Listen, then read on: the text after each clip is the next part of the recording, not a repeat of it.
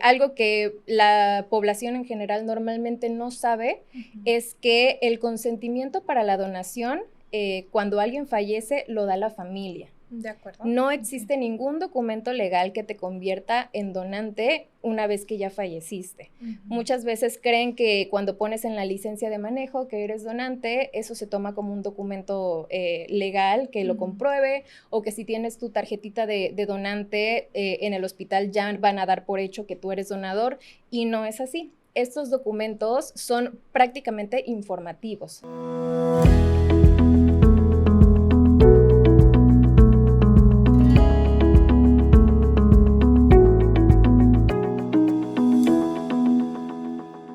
Bienvenidos a Salud de Hierro, un podcast de Hospitales Puerta de Hierro, en donde hablamos de temas relacionados a la salud en general y padecimientos específicos, siempre de la mano de especialistas que nos guíen en estos temas que son tan importantes para nosotros.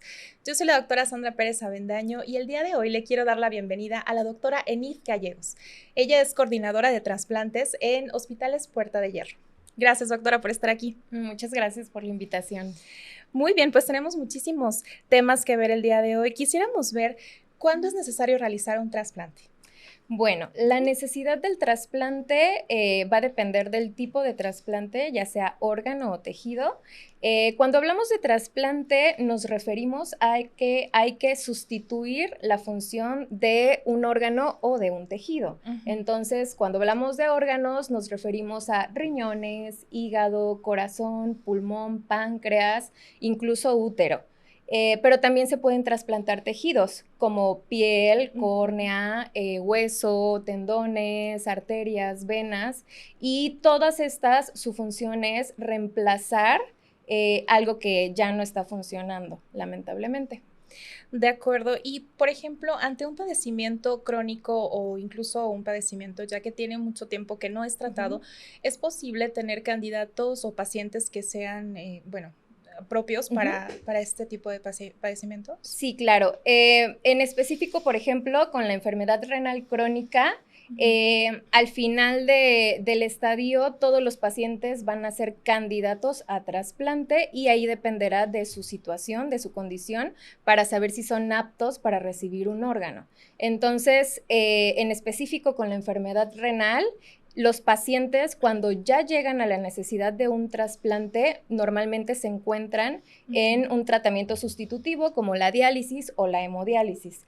Ahorita, las últimas guías internacionales nos dicen que podemos pasar directo al trasplante sin llegar a la necesidad de utilizar terapias sustitutivas como la diálisis o la hemodiálisis. Lamentablemente aquí en México la disponibilidad de órganos pues es complicada, no tenemos tantos donantes como quisiéramos, así que en nuestro país los pacientes lamentablemente van a tener que pasar siempre por una terapia de sustitución renal.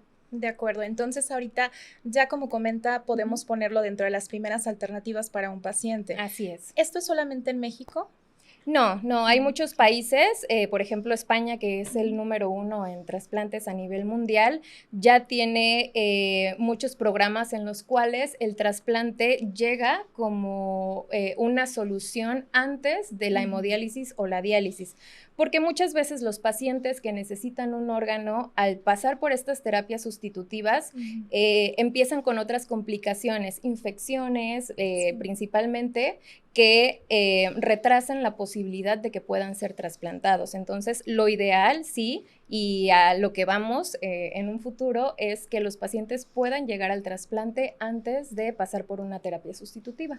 De acuerdo. Y doctora, ¿nos puede platicar acerca del proceso? ¿Cuál es el proceso interno y cómo se lleva a cabo también externo, de manera con los pacientes? Sí. Cuando tenemos un paciente que es candidato a recibir un órgano o un tejido, es el médico tratante quien va a decidir si ya está en condiciones de recibir un trasplante. Entonces, se tiene que elaborar todo un protocolo con diferentes especialistas con un equipo multidisciplinario, porque se tienen que realizar muchas pruebas de laboratorio, por supuesto, pero también consultas de nutrición, de psicología, para saber si ese paciente está en condiciones para recibir un trasplante.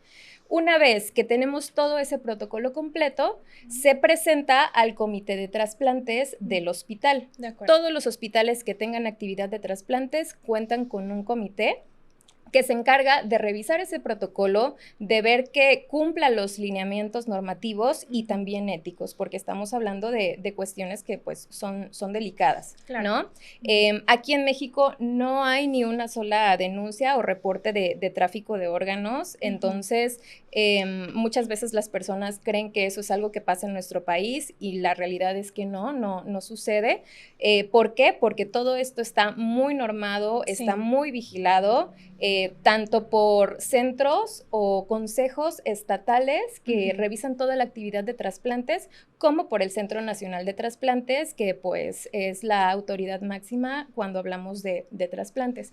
Una vez que este comité revisa el protocolo y decide que el paciente es candidato para el trasplante, ahí es cuando podemos enlistar al paciente en la base de datos del Senatra. De acuerdo. La base de datos de pacientes que están en espera de un órgano o un tejido es una única base nacional, todos los pacientes están registrados ahí, es totalmente gratuito el acceso a esa lista, entonces no genera ningún costo para el paciente, al contrario, es un derecho de la salud de los pacientes, y cuando ya enlistamos al paciente en esa base de datos, ya lo único que hace falta es la disponibilidad del órgano, ya sea que el paciente cuente con un donante vivo, que ya sea una donación dirigida, o que el paciente esté en espera de un donante o tejido que tenga que ser cadavérico. Entonces, ahí el paciente estaría limitado a que haya algún donante que pueda ser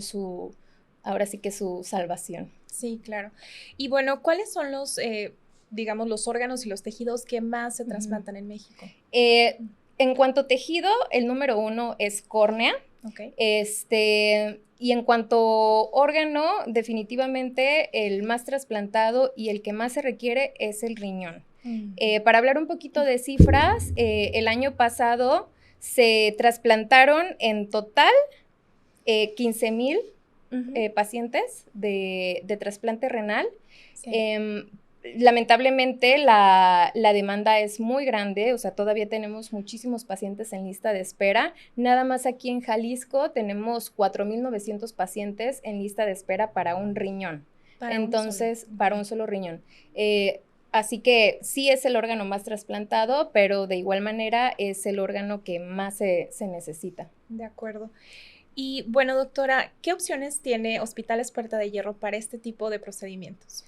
Pues afortunadamente en los hospitales Puerta de Hierro contamos con programa de trasplantes para pues prácticamente todo. Tenemos programa de trasplante de córnea, de trasplante renal, hepático, pancreático, tenemos licencia incluso para realizar trasplante pulmonar, de útero, aunque no los hemos realizado, pero las opciones están ahí, entonces es una gran herramienta y una gran ventaja para los pacientes que necesiten algún tipo de trasplante de este tipo.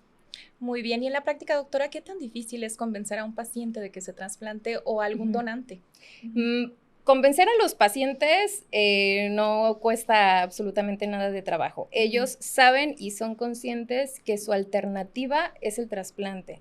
En muchos casos, el trasplante les va a recuperar la calidad de vida que han perdido por sus enfermedades, pero en otros casos, el trasplante es su única oportunidad para continuar con vida. Entonces, convencer a los pacientes no hay necesidad. Ellos saben que es lo que necesitan. Ahora, para convencer a los donantes, ahí es otro caso. Cualquiera puede donar en vida, riñón, una porción de hígado, médula ósea, pero para la donación de órganos vitales, como por ejemplo pulmón, corazón, necesitamos forzosamente un donante cadavérico. Entonces, algo que la población en general normalmente no sabe es que el consentimiento para la donación, cuando alguien fallece, lo da la familia. De acuerdo. No existe ningún documento legal que te convierta en donante una vez que ya falleciste. Muchas veces creen que cuando pones en la licencia de manejo que eres donante, eso se toma como un documento legal que lo compruebe, o que si tienes tu tarjetita de donante en el hospital ya van a dar por hecho que tú eres donador, y no es así. Estos documentos son prácticamente informativos. Es algo para que la familia sepa cuál era la voluntad de su familiar y ellos puedan respetarlo. Pero la decisión recae totalmente en la familia y en familiares directos, únicamente padres, hijos, hermanos, e incluso primos, tíos no podrían dar el consentimiento para donación. De acuerdo, y esto es sumamente interesante. Una vez que ya el paciente, por ejemplo, o bueno, cualquiera de nosotros fallece, ¿qué sucede con patología clínica? ¿Ellos también, digamos, analizan el órgano, los tejidos? El órgano como tal, no. El análisis del órgano o el tejido que se vaya a trasplantar se hace previo a la extracción y también durante la extracción. De acuerdo. Lo que sucede con el resto del cuerpo al término de la procuración, que así se llama la cirugía por la cual se extraen todos estos órganos y tejidos, al final de todo este proceso, sí, el cuerpo pasa a que se realice una autopsia, sobre todo para que se aseguren de que todo se realizó de manera correcta, que únicamente se tomó lo que se tenía que tomar y listo. Es algo que se tiene que hacer por ley en todos los donantes cadavéricos. Bien. Y otra duda que me surge, por ejemplo, sobre los grupos sanguíneos, ¿qué sucede con la compatibilidad de RH? ¿Qué pasa? Sí, definitivamente eso es algo que tomamos en cuenta. Tiene que haber una compatibilidad de grupo, también tiene que haber una histocompatibilidad. Entonces, todos los casos de donación se van a hacer estudios para ver qué tan compatibles son el donante y el receptor. Aquí viene muchas veces la cuestión de que las personas crean que hay un lugar en la lista o en la base de esperas de pacientes para recibir un órgano, y en realidad no hay un orden. En lo que nosotros nos basamos para que alguien reciba o no un órgano o un tejido es quién es el más compatible. Entonces, si nosotros tenemos un riñón y tenemos 3 receptores y los 3 son compatibles, tenemos que ver quién de esos 3 es el más compatible para asegurar la sobrevida de ese injerto. Una vez que tenemos el procedimiento, ¿qué sucede con los donantes vivos, por ejemplo? Con los donantes vivos, nada. Únicamente tienen que esperar los días de reposo por la intervención quirúrgica, pero después de eso ellos regresan a su vida de manera normal, a recuperar sus actividades de manera normal. No pasa absolutamente nada. Muy bien, doctora. ¿Y algún comentario para aquellos que, bueno, tal vez están dudosos en convertirse donadores? ¿Qué es lo que les diría? Que se informen, que si tienen dudas se acerquen a las coordinaciones de donación y de trasplante, porque muchas veces tomamos decisiones con la información incorrecta. Y yo creo que lo importante es que ellos tengan la información correcta para que puedan decidir qué es lo que quieren y comunicárselo a sus familias. Yo creo que eso es lo más importante, que ya sea quien quiera o no quiera donar, tiene que comunicárselo a su familia, porque al final del día ellos van a ser quienes tomen la decisión en el momento que algo pase. Bueno, doctora, platicábamos acerca de la estadística en México. Quisiera saber un poco más acerca de Jalisco, de Colima, Tepic y lo que está localmente. ¿Qué sucede, por ejemplo, con estos programas que ahora está impulsando Hospitales Puerta de Hierro a nivel competitivo, a nivel nacional? ¿Y cuál es la estadística que se ha tenido? Bueno, pues en cuanto a Jalisco, definitivamente somos un estado fuerte en tema de trasplantes. Nuestro órgano principalmente trasplantado es riñón.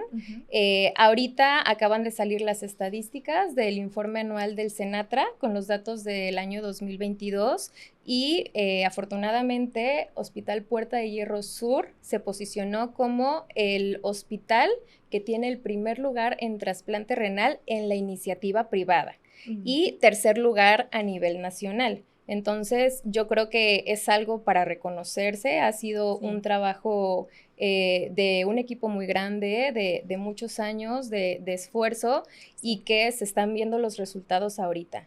Entonces, para cerrar el año 2022, se realizaron 109 trasplantes en el Hospital Puerta de Hierro Sur.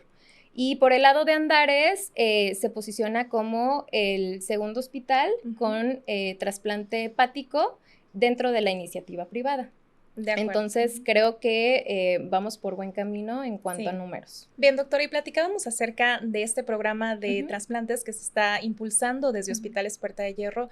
A propósito del Día Mundial de Trasplante, platíquenos, ¿tiene una sorpresa para nosotros? Sí, estamos trabajando en la realización de un simposio en materia de trasplantes. Entonces, vamos a estar hablando de todo lo que realizamos en Hospitales Puerta de Hierro y todo lo que viene próximamente. Entonces, estén a la espera de ese evento porque va a estar muy, muy bueno. Muy bien. ¿Y esto va dirigido a todos los pacientes, médicos? Va dirigido a médicos. Ok, muy bien. A la comunidad médica. Excelente. Bueno, ¿dónde la podemos encontrar además de Hospitales Puerta de Hierro, en redes sociales?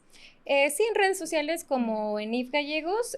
Normalmente las personas sí acuden con muchas dudas acerca de la donación, más que nada por mitos que tenemos que ir eliminando ya de nuestra cultura, porque la donación es algo que se trata totalmente de cultura. Y pues tenemos muchos pacientes que están en la espera, que necesitan un órgano o un tejido y que su calidad de vida no va a poder ser la misma hasta que lo reciban. Claro. Bueno, muchísimas gracias, doctora Enif, por estar con nosotros este día. Estamos muy contentos. Y bueno, a quienes nos siguieron hasta el final, muchísimas gracias por seguirnos. Recuerden que pueden estar suscritos a nuestro canal de YouTube y Spotify. Yo soy la doctora Sandra Pérez Avendaño. Les agradezco mucho que se hayan quedado hasta el final y recuerden nuestros próximos episodios. Gracias.